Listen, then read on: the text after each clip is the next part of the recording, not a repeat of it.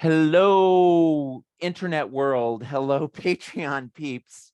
It is Paul, the Ripples guy. I am so excited to be with a couple dozen of my friends who are members of the Patreon community we've developed, Paul's Patreon peeps. Some of you are watching the video replay. Some of you are listening to this on the Ripples podcast. However you are joining us, I'm so excited to be connected to you. I will, as we move through this to the live presentation, I'll be putting some links in the chat.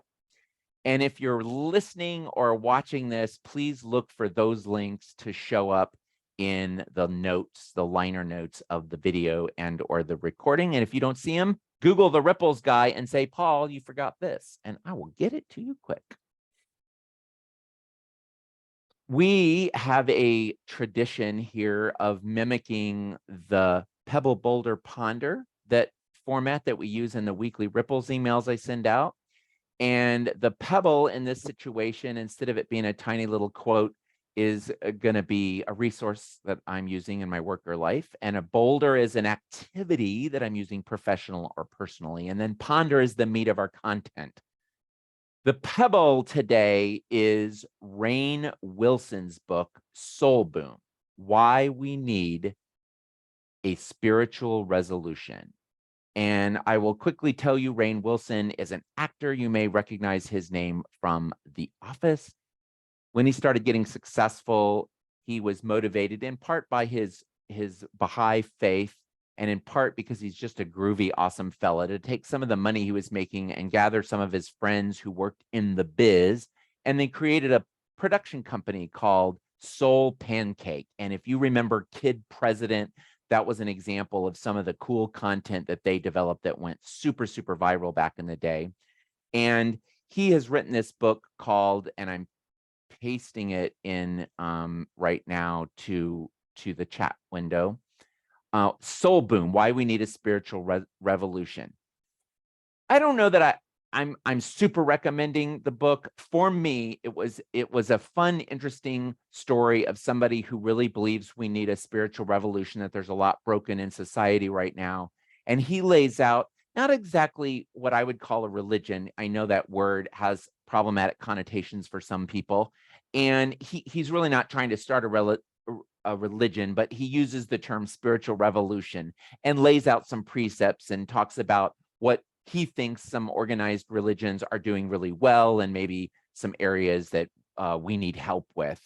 And the quote that I pulled from the book to share with you: we need a type of love that is a beautiful and hilarious series of high fives with the universe. And it just does a good job of capturing the humor and the warmth and the sort of different kind of thinking that he brings to the topic. It has informed this talk, and it's been informing how I think about what I think we as Ripples peeps, and also we as a society, need for next year, which is just going to be another challenging year as far as polarization, and COVID's not quite done with us. And neither is racial reconciliation, neither is climate change. We got a lot of work to do. And I think that this book gives us some hope. Oh, the other thing for me, it's another human being in the world, and not just one person, but all the people who helped make that book possible, that believe in the power of hope. And that's us too, right? The boulder is a variation that I have been doing. A lot of you know my little here now mantra that I do a lot, just taking deep breaths and thinking the word here on the inhale and now on the exhale. And I've been talking lately about the longer meditations that I've been doing, that are really built around that phrase. I just breathe and I think the word here on the inhale and now on the exhale over and over. I want to share with you one thing that I do that's a variation of that. About halfway through the time that I meditate, I do 10 breaths, not deep breathing. I'm actually trying to just follow with my regular breathing. And I say the phrase, inhale peace, as I inhale. And I think the phrase, exhale love, as I exhale. Now, we're on a timer, so I don't want us to do a full 10 today. But I thought it would be interesting if we did 3 or 4 if you want. Eyes open or closed is fine. I'm going to do 3 or 4 inhale peace, exhale loves with my eyes closed.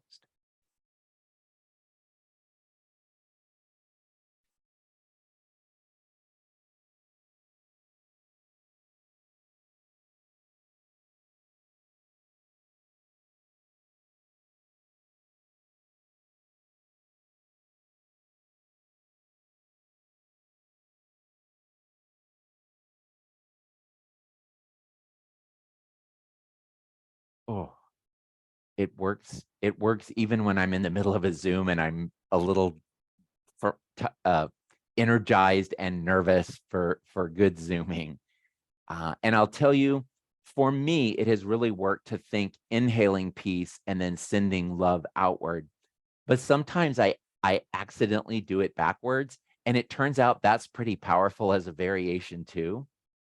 I invite you to see where you want to take that. I'll also warn you that we set up these Zooms. We were thinking 30 minutes of content, 30 minutes 30 minutes of content, 30 minutes of conversation afterwards. And the realistic thing is that these content sessions have been going a little bit longer. Tuesday nights was about 45 minutes. Sign off when you need to, press pause or stop if you're listening and you need a break. But I'm going to use the time we need to get to as much peace as we can. Our ponder is about peaceful tidings. You'll remember that we started the year with our very first meeting of the year, announcing that peace was going to be the theme and peace ripples. And we created the little peace ripples sticker, and we created a really amazing set. I'm really proud. These are among the most beautiful postcards I think we've made up as a Ripley community. The artist Ann Cheeks that I befriended in Colorado many moons ago, she let us use 4 of her gorgeous paintings and put little inspirational peace-related quotes that come from the archives of Ripples. And that led to another peaceful pursuit where we sent some purple t-shirts and hoodies to people who wanted a little bit of purple wear. Sally's wearing her, a couple folks are wearing theirs. And actually, I'm going to pause really quick and spotlight my video just to make sure my little face is showing up in our recording and not everyone's. And so we kept spreading some peace, and it was very important to me that we end our year with a little bit more peace. And I mentioned in Ripples a couple of weeks ago that I had been experimenting a little bit with how Chat GPT cannot do the job of the Ripples guy. I have no interest in Chat GPT writing ponders or doing my work for me that I love so much. But I also know that artificial intelligence is something that I want to be learning about and seeing what are the upsides, what are the concerns. And so I've dabbled in it. And after I did Tuesday night session, I realized I forgot to mention that this quote that I was using to guide me as I developed this content, I was looking for not a definition of peace, but what I was trying to build around. And I asked ChatGPT, what is a short quote that's out there that defines peace in a way that'll be useful for me? And this was one of 10 responses. It was from an article that Skitter Ocharo had posted on LinkedIn. And let me pause real quickly and put a link in the chat here if you're interested in reading an excellent article on inner peace. And Skitter was specifically talking about the concept of inner peace, which it made very clear to me as I was developing this, that we were talking a lot about inner peace and certainly the impact inner peace has on outer peace. Peace is a state of mind that transcends external circumstances. And I've done a lot of reading and a lot of thinking about what I wanted to share in this session. And when it came time to how am I going to get all this in, I came up with 3 little clumps of information. Peace as the purpose, preparing for peace, and then practicing peace.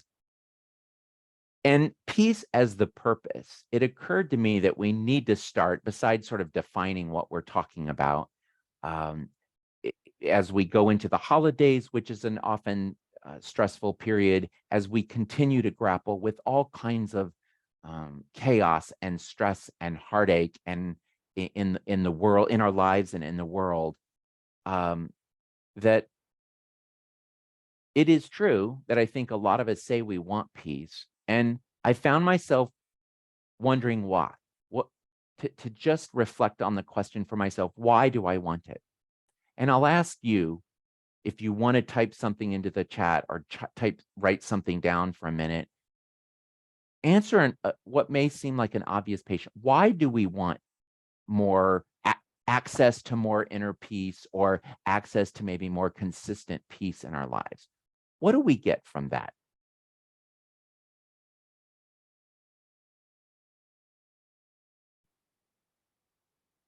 And again, if you want to write something, I'll swing back around. I will tell you, so we can better cope with external stuff. Crap was the technical term Marilyn used.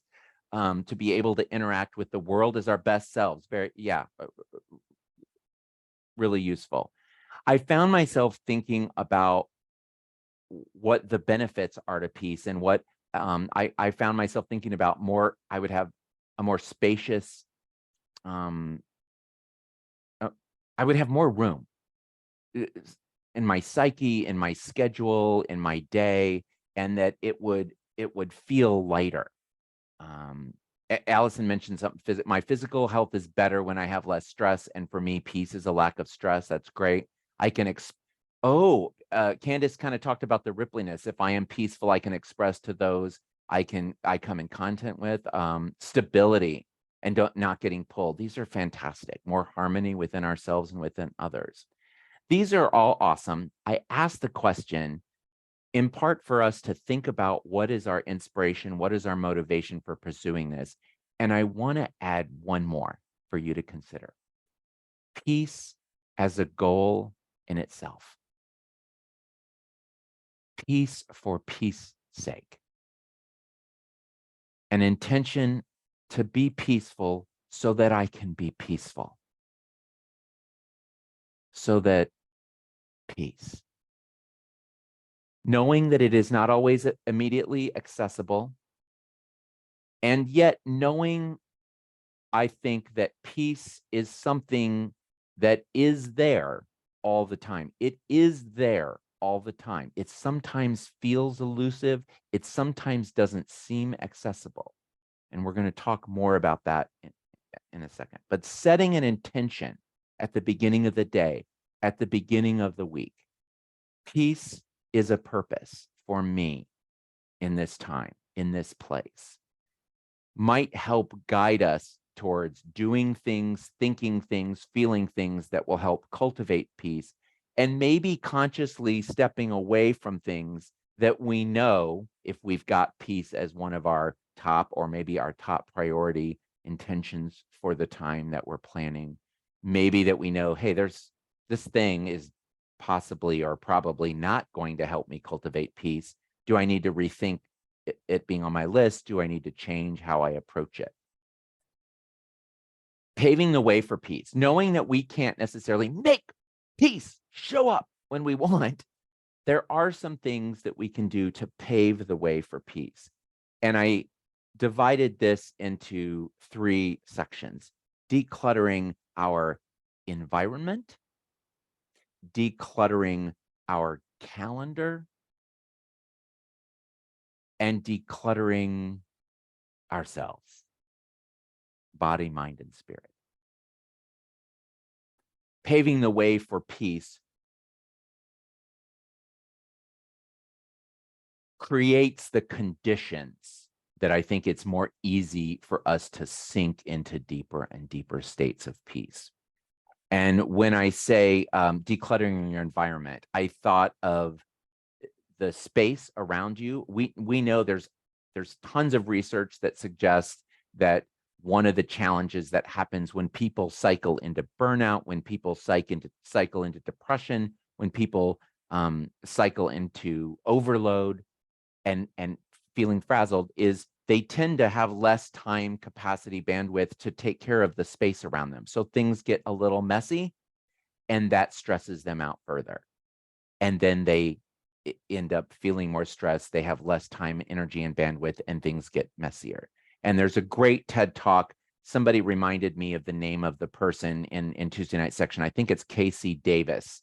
How to do laundry when you're depressed, how to clean house when you're struggling. If you Google Casey Davis TED Talk, she's got a book, she's got a blog. It's remarkable. Finding manageable little baby steps to declutter your environment. If that seems like an overwhelming task, let me tell you, my desk is usually less clean than I wish it was.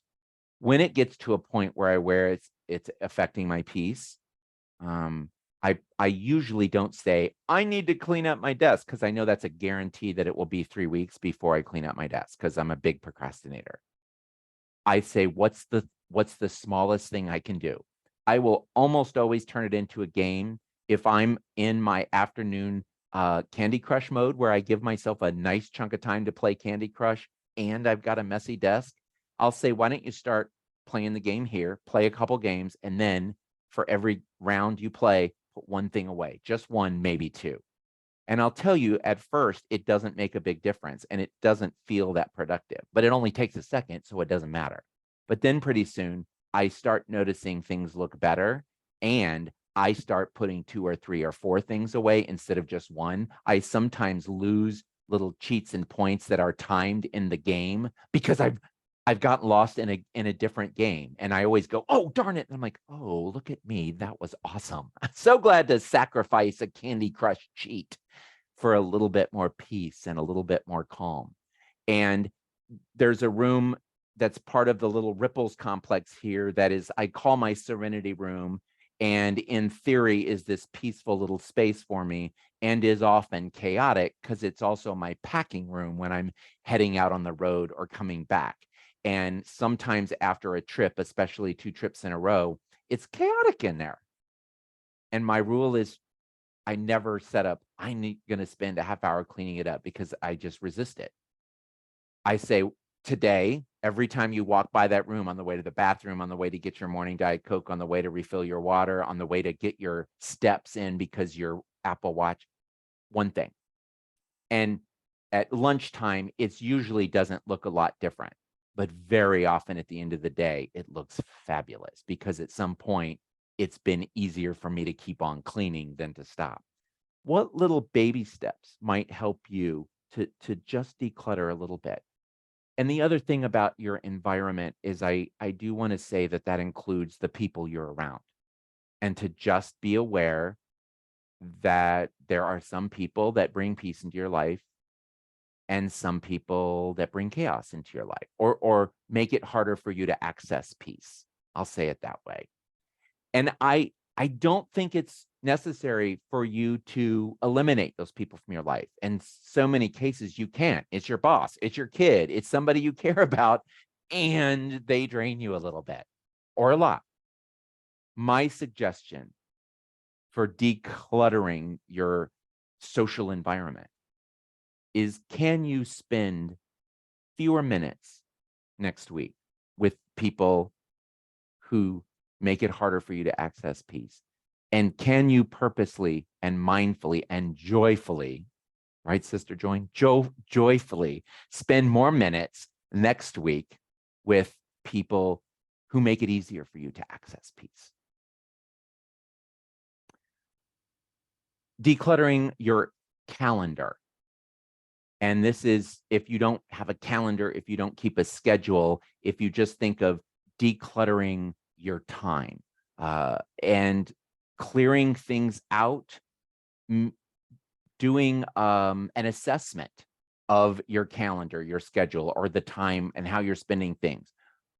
What is making it easier on this schedule? What is making it easier for me to access peace? What is making it harder? Are there some things that I can change? Can I do some things maybe a little bit faster, or maybe spread out when I do them, or maybe bunch them up and have a 2-hour block of, this is not peaceful. Check, check, check, check, check. Okay, now I'm back. experimenting with strategies. And I will tell you that one of the biggest changes to my ability, my capacity for accessing deeper peace is building in padding into my schedule. And when I put in my schedule haircut at 10 o'clock, I know that in a rush, I can jump on my bike and I can be to Sarah's in about 90 seconds, 2 minutes. When I do that, I may have squeezed in a couple emails. I may have gotten a couple more things done. I am not peaceful. When I say, if I know I'm biking and I'm really working on something, that you have to be getting on your bike at 10 minutes till, I'm not. My timer goes off and I'm like, oh crap, I'm supposed to be on my bike. But then I set my stuff down, I run to the restroom, and then I get out the door and I'm still getting on my bike 5 minutes before. And if I'm leisurely, I'm getting on it 8 minutes before, and I can stop and wave at some neighbors and it's all good. I almost always build in a half-hour travel time to the things in Cincinnati, which almost always take 15 or 10 minutes to get to. And it allows me to be running late and leave a little bit later, still give my car I love that my Subaru has a little warm-up light. It needs just a little bit of extra time compared to other cars before the cold engine light goes off. And I used to really hate that, and I love it because I breathe. Here now, here now, here now, or inhale peace, exhale love. I go find my mellow music. Jamie doesn't like my spa music channel on Sirius. We've got when we're in the car together, we've got the blend, we've got coffee house, we've got 80s music. Love the 80s. When I'm by myself, let's go find spa or chill on Sirius XM. How can you create some padding in your schedule? How could you do maybe an inventory, an assessment of your schedule, your time, and maybe curate just a little bit to pave the way for peace? The final piece of paving the way for peace is about decluttering within the mind, the body, and the spirit. And that's going to lead us into how we practice peace. I do think it's useful to think of the capacity to access peace. I used to talk a lot about cultivating peace. And I will tell you that one of my tricks when it comes to talking about the mind, which why don't we jump right into that, is I've really created a mindset shift. And my vocabulary hasn't smoothed out 100% yet. So I still use that, and I'm trying not to, make a big deal out of it. But I will tell you that I don't think peace is, I don't think it's as useful to think of peace as something you create or even something that you find. So I think that creating it or discovering it are not as useful metaphors as sinking into it. I have been thinking for a long time that there is, I was joking with the Tuesday night folks about the Sea of Tranquility. I had forgotten that was a place on the moon. All I knew is it was a thing and that I had heard it. And I was always struck by the Sea of Tranquility. And one of my last messages as I'm warming up to move into an extended meditation is I used to, my last three, and I've taught this in the peeps before. I say, come home. It's 9 phrases. Come home, settle in, find center. That's the first third. And then I go through some breathing and I release expectation, invite wonder, and welcome stillness. That's the second triad. This is such a tangent. Who cares? I'm going to finish it now. And then the third triad is equanimity. Activate equanimity, which is inner smoothness. That's I love that Jeff Warren definition. If you've heard that word but don't immediately know what it means, I just think inner smoothness, your ability to handle the up and the down and the in and the out and all of it. And then access serenity. And the last one was about experiencing tranquility. And I've now changed that to swim in tranquility. And so I know that at some point there is this deep underground reservoir of peace that exists in the universe and that exists in me. And it is always there. It is indestructible and it is always there. I can't always access it. In fact, I don't access it consistently very often. It is helpful and it is hopeful for me to know it is always there. It used to frustrate me a little bit more that I couldn't just jump in whenever I wanted. I've made peace with the fact that I get to experience it once in a while. But to be able to trust that it's always there is helpful, even when I'm not swimming in it. And so I think that's one of the mindset shifts that's helpful. The other two things, I love the power of three. So with each of these things, I frame my talk in terms of three things. So the other two things I wanted to share about accessing peace via the mind. One is a mindfulness meditation practice. You've heard me talk about it. We've done Zooms about it. Just remember that if you're new, if you haven't experimented at all, meditation can be as simple as here now, here now, here now. It can be a prayer that you say. It can be a passage from a book or another sacred text. It can be a walk in the woods. It can be setting a timer for a few minutes. I just wrote about one of the meditation techniques that we explored in the Mindful Zoomy Zoom that my friend Pidge taught me, where you set a timer for 1 minute and you just breathe regularly, but you count how many breaths you take. And you do that a couple times at different points just to get a sort of sense of how many breaths, regular, not deep breaths, just regular breathing, that is a minute of time. And once you know, for you, it might be 11, it might be 8, it might be 12. Mine usually come out around 11 or 12. That you can, and at any time in the day, you can stop. You don't need a timer. You don't need to know how long exactly it is. You can close your eyes and you can take that many breaths and you can trust it's maybe a minute of your time that you've spent. So finding mindful activities that you can cultivate. If you want to take a class, I love it. Download an app, pay for an app, do it. I love Calm. I love 10%. There's so many good apps. I'm happy to share my advice about that. There's awesome, good classes. And just a couple here nows can make a huge difference.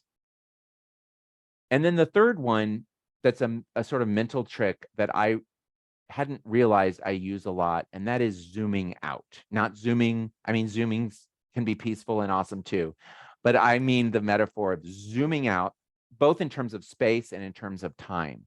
And when you've got something that is, it feels like it's bringing chaos or it's keeping you from peace, one of the things we can do to help access peace is to zoom out. If this thing right here is in front of us, can we zoom out to see a bigger picture? Can we see the larger day, or the context in which this very stressful thing is happening?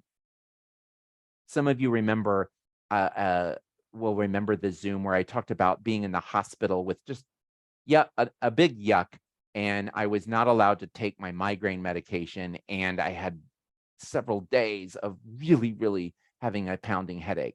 And one morning at 2 a.m., out of desperation, I grabbed my phone and Googled chronic pain management techniques. And one of the things that popped up was a simple body scan. I've done a million of those in my day. And just noticing where your body is not in pain. Not to try to minimize or ignore the pain, not to try to distract yourself from the pain, even though I think for a lot of people, those activities can do that. The main purpose of the activity is to put the pain that you're experiencing in a context. And I will tell you, my migraines are forever different. They're not gone. I still get them, I still get bad headaches that aren't migraines, and they're no picnic either. But I'll tell you, I've never noticed before that I'm in the middle of a raging migraine, my shoulders don't hurt. My elbows don't hurt. My legs don't hurt. And a lot of times, like 92% of my body, 95% of my body is not in pain. It does not make the pain go away. It puts it in context. And a lot of times it helps change the relationship I have. And there are times when I have found access to peace, even when I have something as bad as a migraine. And some days I don't. And some days I'm, make this go away, because peace is a process. Let's see if I've said everything I want to say about mine. Oh, zooming out around time also. If for those of you who take a daily visit to the Daily Splash page, or who get them as a text, some of our peeps have gone back to getting them as text. Let me know if that you want to and you're not. But I'm going to go through the nifty archive that we have now. When you hit on, somebody write dailysplash.me in the chat, just so if people don't know what the heck I'm talking about, they can go find the Daily Splash page. But this was the quote from Monday, or maybe Tuesday. It was actually Tuesday's quote: the 5x5 rule. If it's not going to matter in 5 years, don't spend more than 5 minutes being upset about it. And that might be a little exaggerated, but I'll tell you what it makes sure that I do. Don't spend 5 hours stressing about something that's not going to matter in 5 years. If it's not 5 minutes, at least make sure it's not 5 hours. All right. Time keeps clicking. Let's talk about practicing peace within our body. And again, just 3 quick things. We've talked about breathing so much that I will just say, I highly recommend it. If you haven't been doing it lately, make sure you're taking a breath every so often. It's a lifesaver. Seriously, let me remind you that we have our stressful sympathetic system that gets us worked up, and we have our peaceful parasympathetic system that comes in when we're calming down. And our bodies and our brains talk to each other all the time. And as we learned in a session a few months ago, it is so important to remember that there are more neural pathways that go from our body to our brain. It is easier for our bodies to communicate with our brain than it is for our brain to communicate with their bodies, by a pretty significant order. So if you want to help activate the peaceful parasympathetic system, one of the easiest things you can do is breathe, count your in-breath, and double that length of time for the out-breath. Because when your brain says to your body, parasympathetic time, one of the things the body does is it inhales much longer than it exhales. It sighs. It's sometimes called psychic sighing. And so, but because it's easier sometimes for your body to communicate with your brain, that if you have your body do that breathing, your body says to your brain, parasympathetic system, let's go. And it very often delivers. Second thing under body, exercise, I'm going to say it, but hear me out. Light exercise. I'm not talking about going to a gym, and I'm talking about, can you get up and take a stroll around the house, around the room, around the block? Is there some little way that seems manageable and accessible that you can move just a little bit every hour? Seriously, every hour. One of the reasons the little Apple Watch is designed to give us a little nudge if we have been seated for an hour is that when our body's metabolism settles down, it stays down. It's just not burning any calories, and it's not really doing a lot of things that the body ideally was designed to do to help us manage a million different systems. So very light exercise can bring you closer to accessing peace when you want it, when you need it. And then finally, similar to adding padding to your calendar, is moving more slowly. And I confess to you that one of the biggest jumps in my morning schedule, that I am so proud that I have got a morning schedule that really helps me, has come in the last 24 hours. Because on Wednesday morning, after I did this session to Tuesday night, I realized that ever since I have added a much longer meditation period, I went from 10 minutes to my default now is an hour. I love it. That's a side story. And from walking 3 miles a day to walking 4 miles a day, it has significantly changed the amount of time it takes to meditate and walk. And I did not realize that my response to that is to hop up and really quickly rush downstairs, and then really quickly brush my teeth and do the things and take my tummy pill and really quickly go grab my watch and sit down and hurry up and do a peaceful 1 hour of meditation, and then jump out of my seat and really quickly go out the door for my walk and walk 4 miles and come back and rush so that I can get showered so that I can have breakfast with Jamie. And I had not noticed that that rushing period has changed it. Now, the fact that I have a full 1 hour sit and the exercise, the 4 miles is at a pace that is really delightful. I'm still, getting tons of mental health benefit and physical health benefit from this. But I'm telling you, the peace went up this morning, huge, because I'm like, I hopped out of bed. I'm like, no. It doesn't matter that I'm a half hour early. I need to go slow. And I walked downstairs a little slower. And I didn't try to brush my teeth and get dressed and do all the things I like to do before I sit. One at a time. I don't need to do it all. And I slid into my meditation differently. I slid out of it a little differently. And I hopped up and then said, no. Remember, we're trying this slow. And I'll tell you, it took me a lot longer. It probably took me 10, maybe 11 minutes longer. I somehow am going to find a way to make up that 10 or 11 minutes. But I sure know that I showed up really differently at breakfast with my sweetie.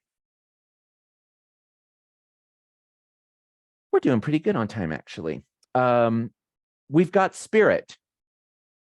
And this one topic, when I talk about spiritual health, I always notice some uncomfortable shifts. Ooh, we're not going to talk about religion, are we? Ooh, we're not going to talk about that. Ooh, that's weird. That's not. Spirit, our connectedness to something larger than ourselves.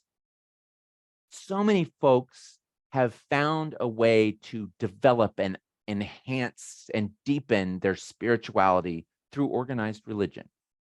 Awesome. And so many people have not. So many people have either gone through bad experiences with organized religion and walked away. And some people either never had it in their life or found another way to develop spirituality. I think for me, when I did some research in grad school, I was asked to develop an outcomes instrument for an alcohol treatment program. And they needed me to really know 12-step language, because part of the treatment process that this organization used was either making or encouraging people to go to 12-step meetings. So they wanted these 30, 60, 90-day check-in calls to have vocabulary that was, hey, are you going to meetings? Do you know this? Well, it turned out that one of the reasons I got this gig was because of a professor of mine who was a friend of Bill's, code for part of a 12-step program. And she invited me to join her at open AA meetings all summer. And I learned so much. But one of the things from the big book that I found valuable is how the idea of turning things over to a higher power, which makes sometimes people, if people are atheist or having a hard time with religion, they go, oh, it's like however you understand that to be. If 3 people together in a meeting, if you recognize that there's something more than just 3 individuals present when that happens, that can be a higher power. If you comfortable with the language of God or the universe or source of light, whatever it means, having some sense of how a unifying principle, how are we connected? Even if we don't understand it, we're somehow connected. All of us humans to nature and to everything. And so that's the first step. And the second step is, to what extent are you comfortable surrendering to that source? When it's too much to handle, you either saying, help, or I can't handle this, but I know the big picture, I know the big source, I know God, this is going to figure itself out. Sometimes it helps buoy us to surrender. Sometimes it can save our lives. And the third piece that I wrote down that I came back to was the word prayer. And I was raised Catholic and got a lot of really amazing things out of Catholicism. And I've got some issues and concerns and challenges with it. I still carry lots and lots of the good stuff from that I picked up from Catholicism.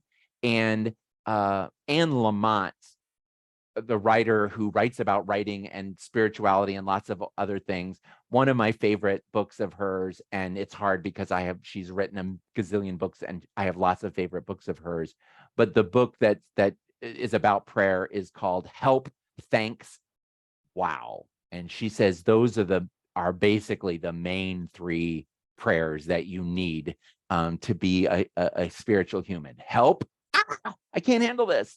Thanks, thank you. Thank you. Thank you. And wow. I think it was, I'm forgetting who said, if the only prayer you ever say is thanks, that will be enough. It might be from the Talmud. I don't know. Anyway, it exists out there as a saying that is holy to me. If the only prayer you ever say is thank you, that will be enough. And it was actually my friend, Sister Joan, who's here on the call with us today. She and I have started having some one-on-one Zooms, and she made a comment about prayer, and then she expanded for what her definition of prayer is, just so much broader than I think a lot of us who think, oh, a nun thinks this, or a sister who's connected to the Catholic Church is going to have beads in her hand if she's praying.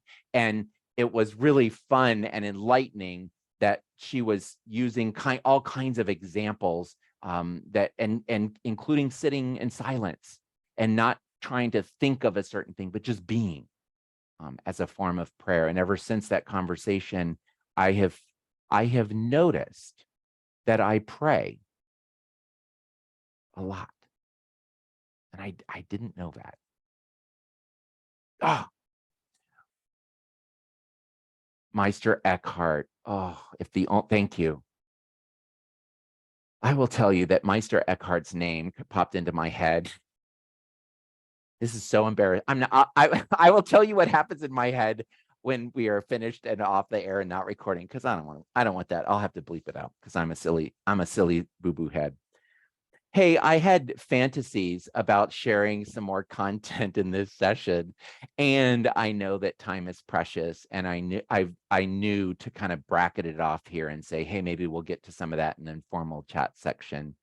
But I think this is a great a place to pause and wind down. And for those of you who are with me live, I'm going to have you just stay on for just a minute after we wrap up. But I would love to say, if you're listening to this, if you're watching this, it is such an honor to have some of your time with me today. And I'm going to do two things in order to sign off properly. I'm going to stop sharing my visual background, and I'm going to undo my spotlight, and I'm going to ask my friends here to wave goodbye to the people who are watching the video recording. And I'm going to try really hard to remember, don't press end session, press stop recording. Thank you so much for watching this.